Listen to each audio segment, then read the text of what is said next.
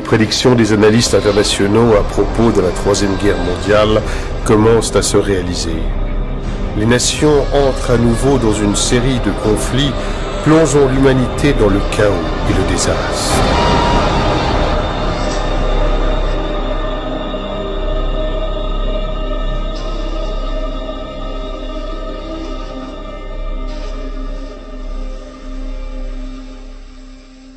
Toute personne qui fait attention à ce qui se passe tous les jours dans le monde se rend compte que nous avons affaire à une situation critique et délicate. Une crise économique qui, depuis 2008, est en train de faire sombrer l'économie et d'appauvrir les pays en voie de développement. L'apparition de conflits dans le monde qui font face aux grandes puissances sont les principaux sujets non seulement pour les politologues et les analystes économiques, mais également pour les citoyens d'inquiétude dans laquelle nous nous trouvons quant à un déclenchement d'un nouveau conflit mondial. La guerre en Syrie, qui a commencé en 2011 entre le gouvernement syrien et les rebelles, inclut principalement la Russie et les USA, avec Poutine soutenant Bachar el-Assad et Obama soutenant les rebelles. La Russie n'est pas prête à laisser les États-Unis et ses alliés envahir la Syrie, parce que la Syrie est un allié important de la Russie. En effet, la Russie a une base navale dans la ville syrienne de Tartous. C'est pourquoi la Syrie est stratégiquement importante pour la Russie dans le Moyen-Orient. La Syrie n'est pas la seule à être supportée par la Russie. La Chine et l'Iran sont d'autres alliés de Bachar el-Assad qui ne sont pas prêts non plus à voir l'Occident envahir la Syrie.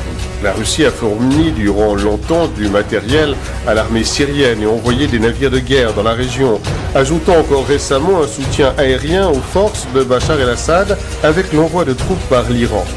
En face, les États-Unis avec ses alliés ont bombardé le territoire syrien et ont soutenu les ennemis rebelles d'Al-Assad.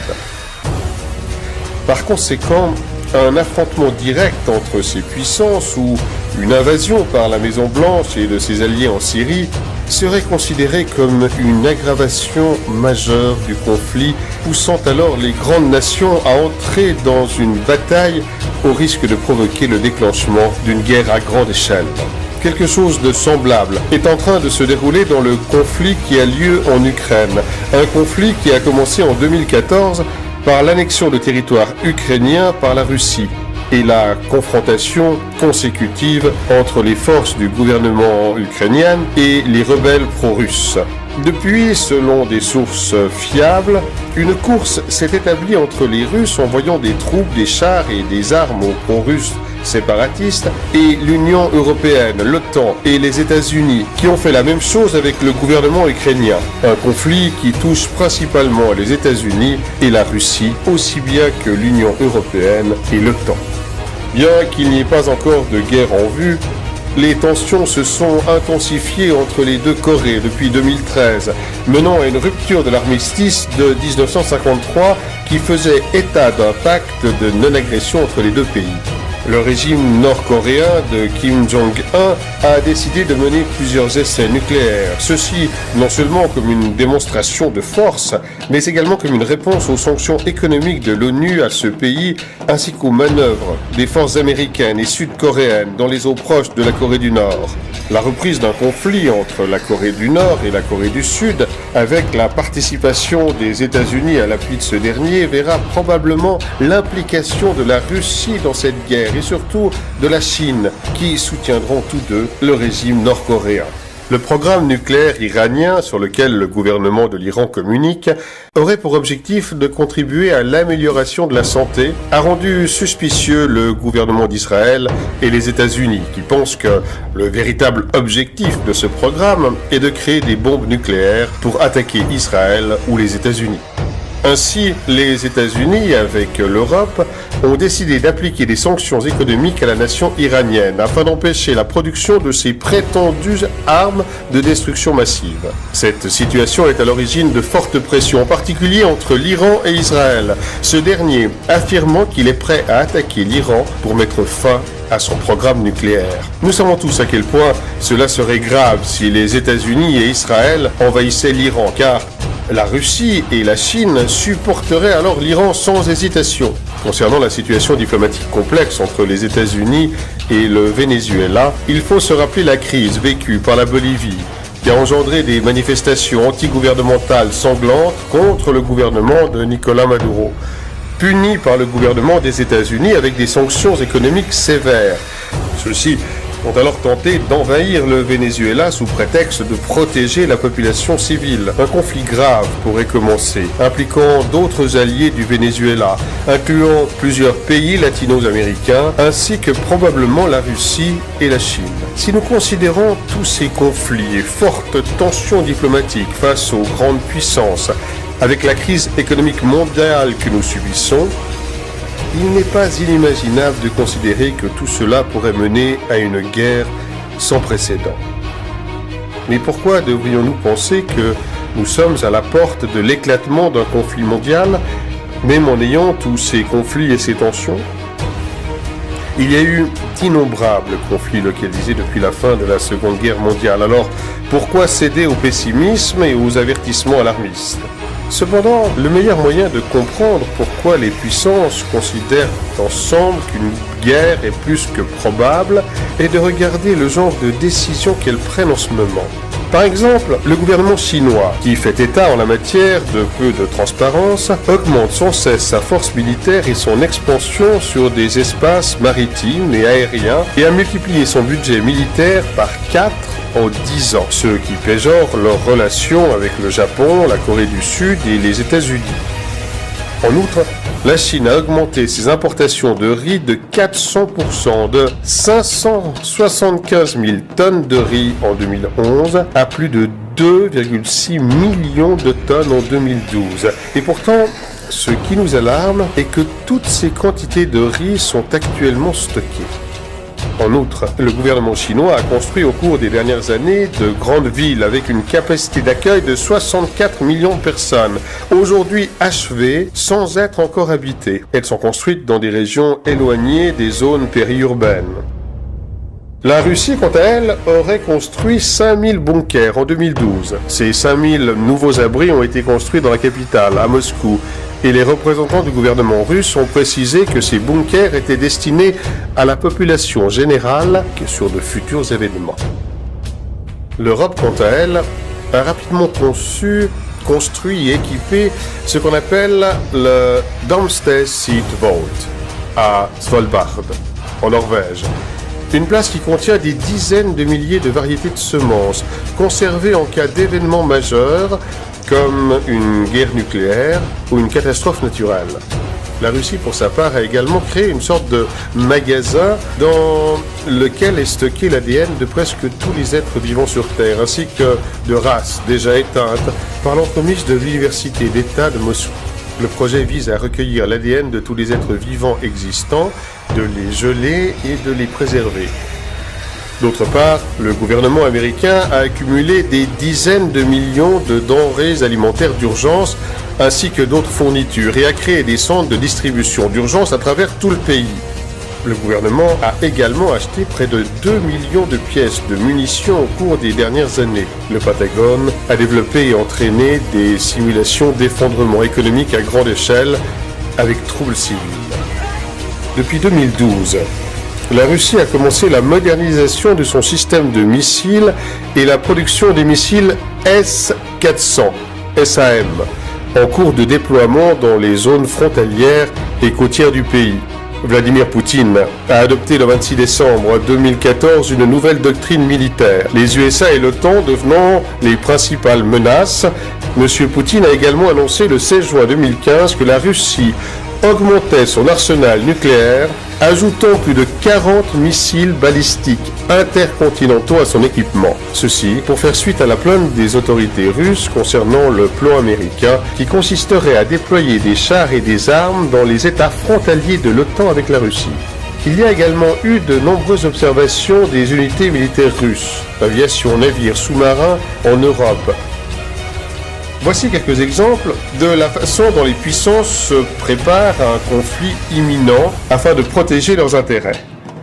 Les États-Unis, placés devant cette crise économique qui met en péril son hégémonie comme puissance économique de premier plan, ainsi que par le développement progressif de la Chine qui lui ravirait cette première place, est porté à entreprendre l'une des plus anciennes stratégies des USA, assure le cabinet d'Obama.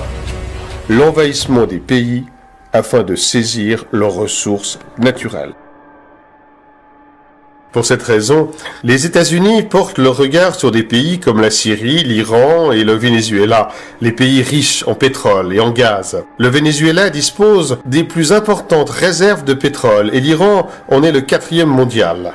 Les USA savent qu'ils ont besoin de ces réserves de pétrole pour rester la première puissance mondiale et faire face à la montée de la Chine et de la Russie, pays qui ont des accords commerciaux importants avec la Syrie, l'Iran et le Venezuela.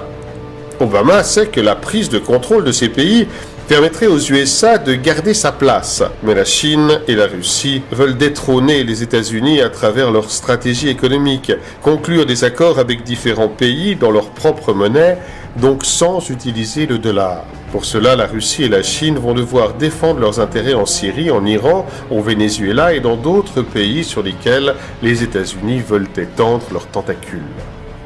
Ainsi, les deux clans de ce nouveau conflit mondial seraient, d'un côté, sous la direction américaine, la coalition formée d'Israël, de l'OTAN, du Japon, de la France, du Royaume-Uni, de la Corée du Sud, principalement.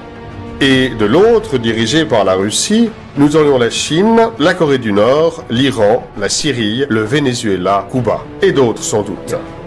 Obama a déjà pris des mesures, non seulement à cause des révoltes arabes qui ont déstabilisé les pays du Moyen-Orient, mais aussi par l'application de sanctions économiques envers la Russie, la Corée du Nord, le Venezuela, et en incitant les conflits entre les deux Corées, en Ukraine, au Venezuela, en Syrie, en essayant de sortir victorieux dans ces guerres par procuration, avec l'intention de provoquer ses rivaux et de prendre le contrôle des ressources naturelles de ces pays.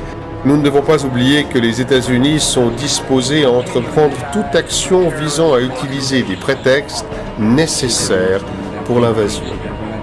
Ces mauvaises actions sont non seulement perpétuées par les États-Unis, mais par d'autres puissances qui utilisent l'élite pour convaincre l'opinion publique de procéder à une mesure ou une décision ultérieure qui atteindra leurs véritables objectifs.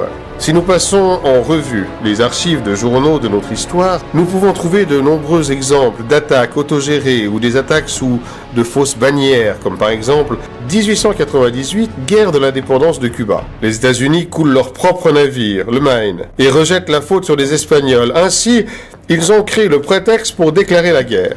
L'incident de Maïnila, en Russie, 1939. À cette époque, l'Union soviétique avait besoin d'une excuse, d'un prétexte pour commencer l'invasion de la Finlande. Le gouvernement soviétique a alors décidé d'une fausse attaque finlandaise en faisant tirer les canons contre son propre peuple dans la région de Maïnila, région limitrophe de la Finlande, puis rejeter la faute sur les Finlandais afin de les envahir. Les attaques du 11 septembre 2001, les attentats de Madrid en 2004 et de Londres en 2005 sont forcément des attaques, ou plutôt des auto-attaques qui continuent à jeter le doute sur les faits, mais qui sont suffisamment satisfaisants pour continuer à convaincre la citoyenneté de la permanence des militaires dans le Moyen-Orient, par la nécessité de lutter contre ces terroristes, afin d'avoir accès aux ressources naturelles de ces pays. Ainsi a commencé la lutte contre les terroristes qui, curieusement, ont été parrainés et financés par ces mêmes personnes qui maintenant les chassent. Mais vous savez que Daesh existe depuis 3 ans et que c'est pas la peine de nous bassiner avec Sarkozy. Depuis combien de temps? Al-Qaïda que vous soutenez en Syrie, vous soutenez en Syrie. Vous vous rendez compte de ce que vous dites? Mais je le vous dis rendez compte de ce que vous dites? Vous soutenez Al-Qaïda en Syrie. Mais vous êtes fou. Non, vous êtes fou. Non, écoutez, d'abord je vous permets pas d'insulter. Non, mais vous ne pouvez pas dire je suis tout à fait. Vous ne pouvez pas dire que la France soutient Al-Qaïda. La France soutient. Merci de justifier ces propos assez étonnants. Voilà, non, ils sont pas étonnants. Je vais vous expliquer. Inacceptable, monsieur. La France soutient les rebelles syriens qui sont soi-disant des rebelles démocrates. Des rebelles syriens démocrates en Syrie contre M. Assad. C'était au début de l'insurrection. Qui a récupéré les rebelles syriens démocrates? Al-Nosra. Qu'est-ce que c'est qu'Al-Nosra? Vous savez bien. Al-Nosra, c'est pas Al-Qaïda? Pas tous les rebelles, vous le savez bien. Ah, pas tous les rebelles. C'est-à-dire, certains rebelles ont été récupérés par Al-Qaïda avec des armes françaises. Monsieur Gazienne, vous ne pouvez pas dire que la France soutient Al-Qaïda. Nous continuons à fournir des armes à Al-Nosra. Vous ne pouvez par pas dire que la l'intermédiaire France des rebelles soutient syriens. Mais je le dis, je l'ai dit à M. Le Drian en commission de la Défense, je l'ai dit à M. Fabius, comme tous les autres députés. Il va falloir éclairer tout ça. La même histoire régit désormais ISIS, le groupe terroriste formé d'une partie d'Al-Qaïda dont le financement provient principalement des États-Unis et de ses alliés du Moyen-Orient. La création de l'État islamique a eu pour effet d'accroître l'instabilité et le chaos déjà provoqués auparavant par l'Occident avec la propulsion des émeutes arabes en 2011 en Tunisie, en Libye et en Syrie pour renverser les gouvernements de ces pays et ainsi avoir accès à leurs ressources.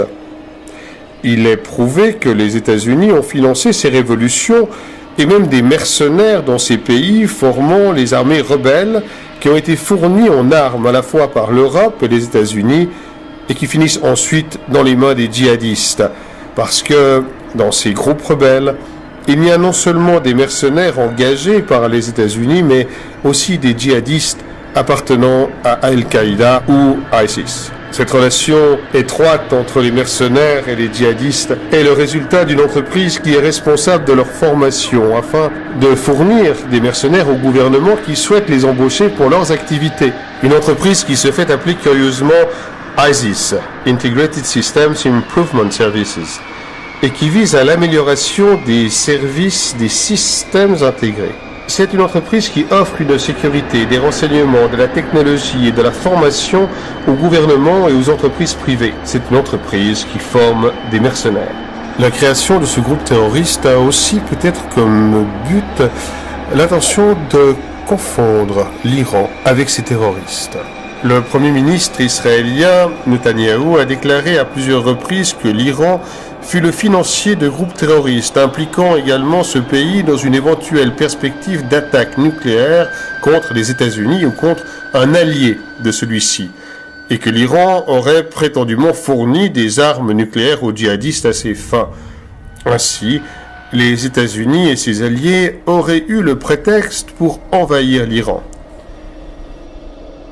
Alors que nos dirigeants peuvent devenir extrêmement ambitieux et capables d'actes répréhensibles dans la poursuite de leurs propres intérêts, certainement personne ne pourrait être intéressé par le déclenchement d'une troisième guerre mondiale qui serait probablement nucléaire et ainsi provoquer la destruction et le chaos indicible sans aucune perspective économique d'avenir.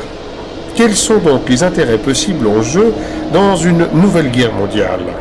Dans cette guerre, il n'y aurait pas de pays gagnant. Les seuls gagnants seraient ceux qui tirent réellement les ficelles, ceux qui sont au-dessus de la classe politique et qui utilisent les autres comme des marionnettes pour atteindre leur objectif. C'est l'élite économique et financière.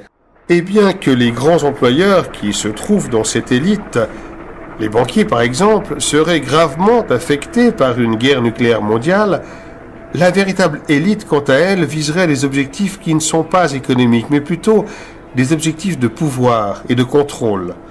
Cette élite, conduite principalement par plusieurs familles milliardaires, telles que les Rockefeller, Rothschild et Morgans, qui au fil du temps ont conquis à la fois la puissance économique et financière et le contrôle politique à travers leurs institutions. Leurs entreprises sont désormais les pilotes du monde, les moteurs des guerres dont les opérations consistent à étendre leurs tentacules partout où ils voient que cela est nécessaire. Grâce à l'encouragement de ces guerres mondiales, l'élite n'aura pas seulement augmenté ses avantages économiques, mais aura élargi son contrôle sur le système et réalisé des objectifs concrets qui les conduiront lentement à leurs objectifs ultimes. Mais quels sont les objectifs à atteindre par les puissants pour cette nouvelle guerre mondiale ? 1. La réduction de la population. Des personnalités telles que David Rockefeller et Bill Gates ont exprimé leur préoccupation au sujet du nombre d'êtres humains qui peuplent la planète et la nécessité donc de réduire la population mondiale. Ils disent que nous sommes déjà presque 8 milliards et que la croissance ne permet plus de vivre dans un monde aux ressources naturelles limitées. Non seulement ils souhaiteraient réduire la population mondiale et ainsi la pression sur les ressources naturelles, mais ce serait également cela qui leur permettrait d'exercer plus facilement un plus grand contrôle sur l'humanité. Une guerre nucléaire est parfaite pour tuer des millions de personnes, qui reste un obstacle à l'élite. les pays qui ne sont pas touchés directement par le conflit, largage de bombes nucléaires par exemple, durement touchés par l'absence complète ou la rareté de la nourriture, ce qui se traduira par la folie des citoyens se tuant pour obtenir les dernières ressources restantes ou tout simplement se laissant mourir de faim. Deuxièmement, l'écroulement des États et de l'économie mondiale.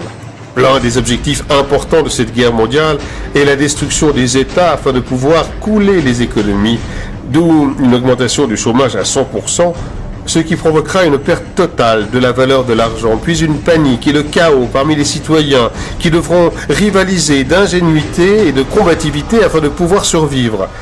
Cela aboutira à un vide du pouvoir politique et donc les gens seront laissés sans directive politique, sans personne pour maintenir l'ordre dans chaque pays, créant ainsi une situation internationale d'absence complète de contrôle, ce qui obligera l'humanité à être plus réceptive à l'introduction d'un nouvel ordre mondial. À ce stade, il est important de considérer les migrations de masse qui se produisent en Europe par des personnes touchées par des conflits, notamment en Syrie, et qui pourraient conduire à l'effondrement des États européens, amenant le chaos et la division au sein de l'Union européenne. Troisièmement, la destruction de la moralité.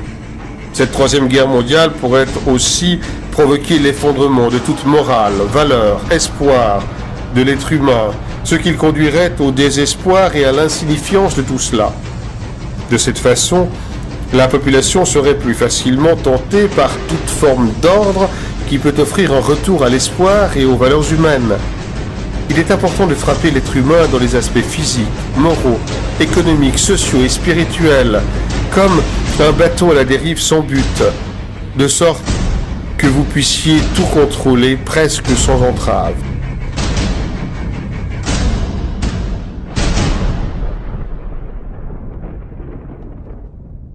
Tous ces facteurs sont nécessaires pour permettre, comme l'a dit Rockefeller, une crise parfaite, un grand cataclysme social qui oblige la population du monde à accepter la seule solution possible tant recherchée par l'élite depuis des années, la création d'un gouvernement mondial.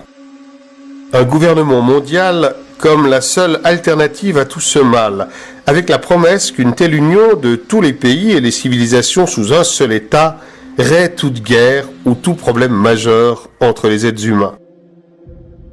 Même si cela peut ressembler à quelque chose de beau et pour le bénéfice de tous, il y a derrière cela l'intention macabre d'amener l'humanité sous un contrôle total.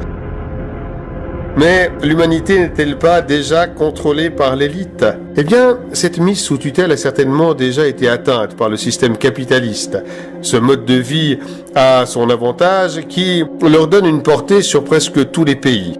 Cependant, ils veulent un contrôle absolu sur nous et réduire une grande partie de la population mondiale afin de rendre ce contrôle plus facile et plus viable et de mettre fin à l'augmentation incessante de la population qui pourrait entraîner de nombreuses instabilités. La Troisième Guerre mondiale est également nécessaire car une crise économique à elle seule ne devrait pas pouvoir entraîner le soulèvement nécessaire au niveau international. Mais en qui allons-nous placer notre confiance après tout ce chaos, après tant de corruption, d'injustice voulue par cette élite économique, financière et politique ? Les mêmes marionnettes politiques ainsi que l'élite économique et financière nous ont conduits à cet enfer. Nous savons qu'ils vont provoquer une nouvelle guerre mondiale pour créer par conséquent un ambitieux gouvernement mondial. Mais qui va pouvoir le conduire ? Cette dernière partie de la vidéo est une théorie sur ce qui pourrait arriver après la Troisième Guerre mondiale pour mener à bien la création d'un gouvernement mondial. Nous la présentons comme une hypothèse dans laquelle vous pouvez décider de croire ou non, mais nous vous recommandons de ne pas l'oublier. Nous vivons dans un système non seulement de criminels et d'assassins, mais également dans un système caché, un système qui est à nous, qui nous ment, dissimule des informations. Il nous cache les découvertes de remèdes pour des maladies qui ne peuvent soi-disant pas être guéries, comme le remède contre le cancer. Des avancées technologiques fortes, la manipulation génétique de l'ADN humain ainsi que toutes les expériences sur les animaux qui ne sont officiellement pas dévoilées. Que penseriez-vous si je vous disais que la technologie à laquelle nous sommes habitués à voir dans les films ou que certaines personnes affirment avoir vu, en étant persuadées qu'il s'agit d'une technologie venue des extraterrestres, que cette technologie a bel et bien été créée ici, sur Terre, par les gouvernements. Certes, vous pourriez penser que je suis fou, que c'est impossible et que nous sommes juste des lunatiques qui avons vu trop de films de science-fiction. On sait que les nazis ont été les pionniers dans la création de ce qu'on appelle la technologie antigravité. Le général de la SS, Hans Kammler, qui était aussi ingénieur scientifique, était chargé du développement du missile V2, des avions à réaction, des ailes volantes, et était en charge d'un projet pour créer un véhicule capable de monter en flèche comme les fameux prototypes d'OVNI. Les nazis étaient en charge de plusieurs essais sur cette nouvelle technologie d'antigravité qui ont été confisqués par les Américains après avoir remporté la guerre à travers l'opération Paperclip. Cette opération a permis à de nombreux scientifiques nazis d'émigrer aux États-Unis afin de poursuivre leurs recherches. Parmi les scientifiques nazis, le plus connu fut Werner von Braun, qui était en charge de nombreux projets de la NASA. Nous pouvons nous demander ce que vient faire toutes ces informations avec la Troisième Guerre mondiale et pourquoi l'élite nous cache ces informations. Selon certaines sources, l'étape finale que l'élite mettra en place après la Troisième Guerre mondiale, après la création du gouvernement mondial, sera une fausse venue des extraterrestres. Autrement dit, l'élite a préparé une présentation de fausses hypothèses sur des êtres d'autres planètes qui viendraient pour nous aider. Ce mensonge sera orchestré par l'élite et soutenu par leurs établissements de médias. Ces êtres, qui vont sûrement être d'apparence humanoïde, mais avec des différences d'un autre monde pour assurer une plus grande acceptation par nous, diront qu'ils nous avaient créés il y a longtemps, mais qu'ils ont attendu pour voir si nous pouvions résoudre notre propre problème. L'élite ne veut pas de nos problèmes actuels, tels que la faim, les guerres, les maladies à résoudre, enfin bref, tous ces maux réunis dans le système dans lequel nous vivons, afin de nous procurer un plus grand attrait et une acceptation pour la mise en œuvre d'un gouvernement mondial. Ces nombreux conflits armés, l'aggravation de nos problèmes, les crises diplomatiques, et en ce moment la pire crise économique de tous les temps, ne sont-ils que pure coïncidence? Non. Il y a certainement une autre cause à tout cela. Il est compréhensible que cela semble paranoïaque et manque de crédibilité, mais si nous examinons le système dans lequel nous vivons et regardons le bombardement constant des médias sur l'hypothèse d'une vie sur d'autres planètes à travers des séries, des films, musique, des politiciens, des personnalités de l'Église, pour parler de ce sujet d'une manière sérieuse, nous nous rendons compte qu'il y a derrière cela une farouche intention de nous convaincre sur une telle idée. Et si vous pensez que personne ne croira à cette farce extraterrestre, je vous donne un exemple historique. Le 30 octobre 1938, une émission de radio à New York a publié une fausse histoire d'une invasion extraterrestre, transmise par l'animateur de l'époque, Orson Welles. Le programme était une dramatisation d'un livre appelé « La guerre des mondes », diffusé comme si c'était une vraie nouvelle. Le résultat fut que des milliers et des milliers de personnes ont fui New York, persuadées d'une attaque extraterrestre. Si à l'époque ce fut un succès, imaginez ce qui pourrait arriver aujourd'hui avec toutes ces technologies opérationnelles et des êtres humanoïdes créés dans les laboratoires. Les gens qui ont revendiqué cette farce d'un atterrissage extraterrestre étaient des scientifiques de la NASA. Werner von Braun, avant de mourir, a averti que l'élite préparait un faux atterrissage extraterrestre comme stratégie pour attirer les masses vers un gouvernement mondial. Et Bill Cooper, un ancien membre de l'armée américaine, tué par la police en 2001, avait affirmé que les ovnis sont créés par notre technologie, il y a longtemps, et gardés cachés pour cette farce théâtrale. Nous ne savons pas si cette hypothèse de faux extraterrestre est vraie, et nous la présentons en tant que telle, comme une hypothèse à laquelle vous pouvez décider de croire ou non. Mais nous vous recommandons de ne pas oublier que cet atterrissage de faux extraterrestres pourrait se reproduire et ainsi éviter de tomber dans le piège.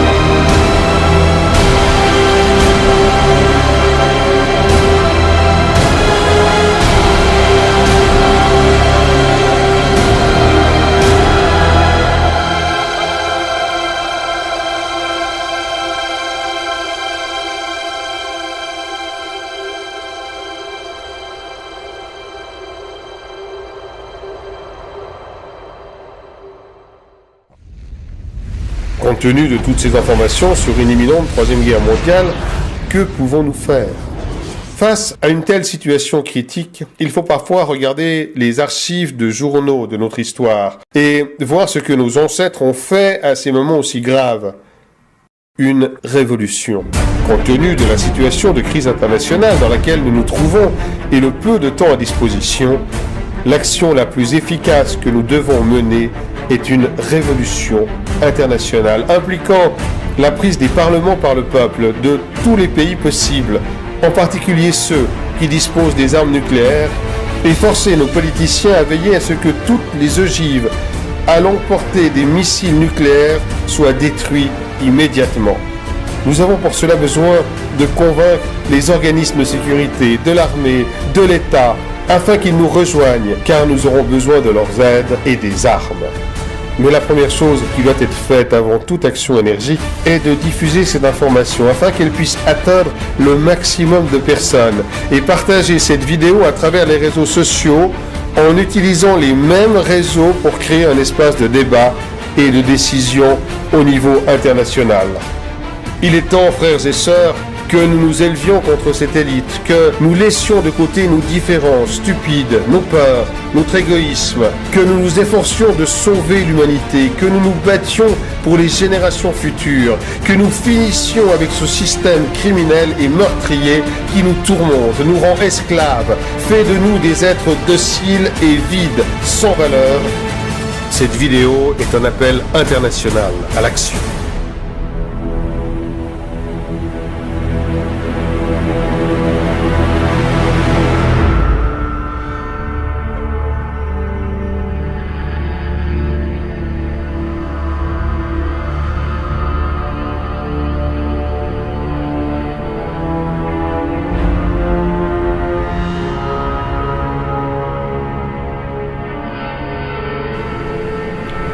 La cause de tout, vous savez ce que c'est? La cause de tout, c'est la peur, la sale petite peur, rien que ça.